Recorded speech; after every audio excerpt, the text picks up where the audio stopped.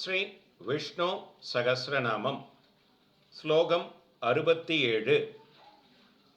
உதீர்ண சர்வதசக்ஷு அனீச சாஸ்வதஸ்திரக பூசயோ பூஷணோ போதி விசோக சோகநாசனக. மிகவும் உயர்ந்தவர், இவருக்கு மேல் உயர்ந்ததோ உயர்ந்தவரோ கிடையாது என்றிருப்பவர். உதீர்ணக, இவருக்கு தெரியாமல் யாரும் ஒரு காரியம் செய்துவிட முடியாது. அனைத்தையும் பார்த்து கொண்டே இருப்பவர்.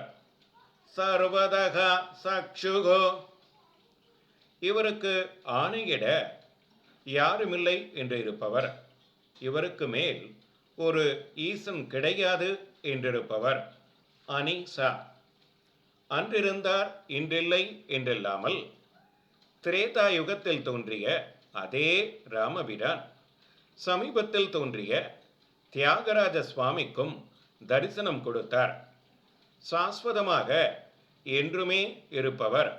சாஸ்வத ஸ்திரகா, பூமியையே படுக்கையாக போட்டு சயனித்திருப்பவர்.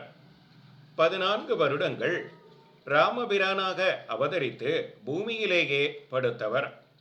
ஸ்தலசயன பெருமாளாக மகாபலிபுரத்தில் இருப்பவர். பூசயக, அலங்காரம் பூஷணம் செய்து கொள்ள விரும்புபவர்.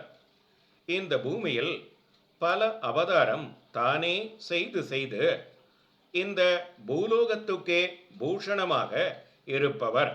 பூஷணகா, எல்லா ஐஸ்வர்யங்களுக்கும் காரணமானவர். போதிகே, சோகமே இல்லாதவர். விசோகா, இவர் சரித்திரத்தை கேட்பவனுக்கு கூட சோகம் மறைந்து போகும்படி செய்பவர். சோகத்தை நாசம் செய்பவர். சோக நாசனகா,